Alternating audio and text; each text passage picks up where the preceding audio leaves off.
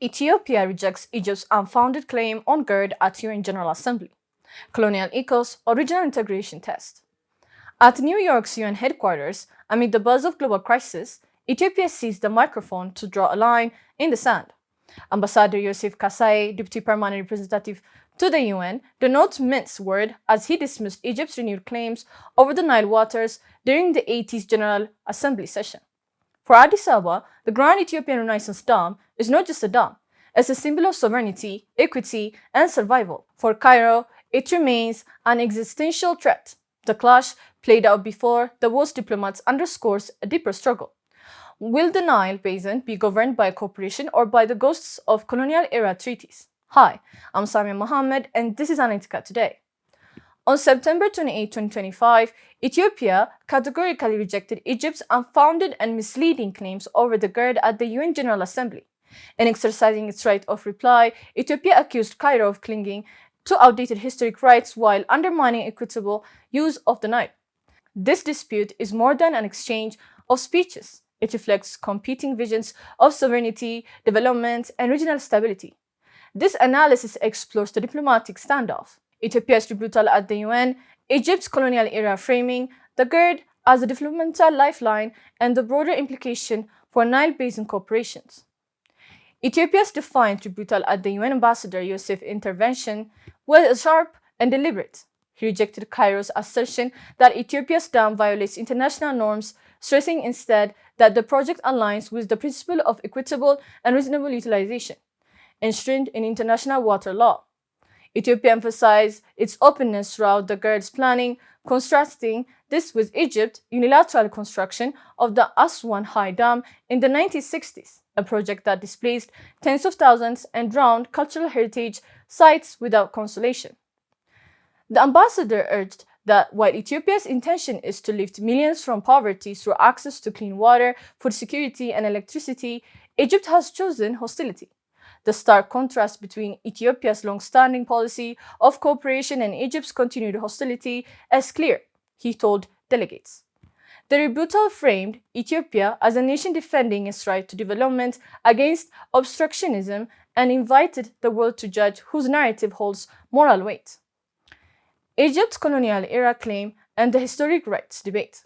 At the heart of the dispute lies Egypt's invocation of historic rights, a reference to treaties signed in 1929 and 1959, both during or after the colonial period, which excluded Ethiopia and other upstream states.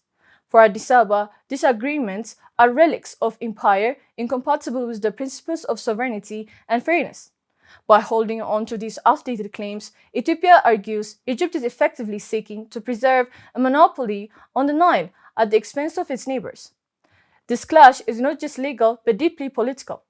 Egypt portrays the GERD as a threat to its water security and survival, while Ethiopia frames it as a matter of dignity, modernity, and fairness. In international forums, the debate becomes a test case for whether post-colonial Africa can shed inherited inequities or whether old hierarchies will continue to dictate resource governance. GERD as a lifeline, not a weapon. Ethiopia's narrative highlights development, not dominance. The GERD, already generating electricity, is central to Addis Ababa's ambition to electrify its nation, industrialize, and export power to neighbors. Unlike Egypt's High Dam, which was built without consultation, Ethiopia underscores that it has repeatedly invited negotiations and sought frameworks for cooperative use. The stakes are tangible. Nearly 60% of Ethiopians lacked reliable electricity when construction began, while climate change threatens agriculture and food security. For Addis Ababa, the GERD is a means of survival, not leverage. Cairo, however, remains unconvinced, framing the dam as an existential risk that could devastate its agriculture-dependent economy. This contradiction fuels one of Africa's most entrenched geopolitical standoffs. Regional and diplomatic implications. The UN stage was more than symbolic. Ethiopia's rebuttal signals its readiness to challenge Egypt's attempts to internationalize the GERD issue. By labeling Cairo's claims as distractions from its own internal and regional challenges, Addis Ababa flipped the narrative back onto Egypt.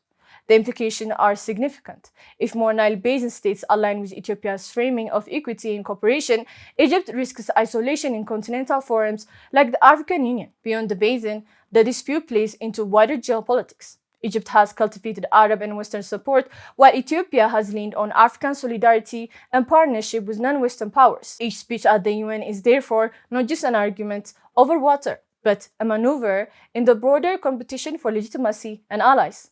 At home, both governments use the GERD as rallying point. Ethiopia as proof of resilience and self-reliance, Egypt as a matter of national security. Toward cooperation or escalation, Ambassador Yoseph closed by calling on Egypt to abandon hostility and engage constructively in regional cooperation.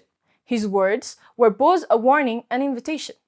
The question is whether Cairo will respond in kind. Ethiopia's vision is of shared prosperity, hydropower exports, and a Nile that serves all riparian states. Egypt's insistence on colonial entitlements, however, keeps negotiations locked in zero-sum logic. The longer this stalemate persists, the greater the risk that disputes spill into instability.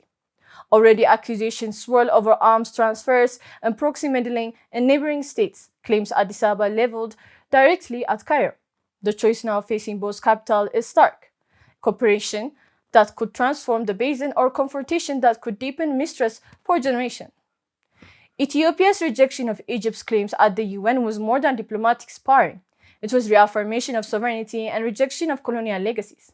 For Addis Ababa, the GERD represents hope, modernity, and equity. For Cairo, it remains a source of existential dread. The UN exchange has once again laid bare the competing visions for the Nile, one anchored in cooperation, the other in control. The coming months will reveal whether the basin moves towards shared prosperity or entrenched rivalry. I'm Samia Mohammed, and this is Analytica Today.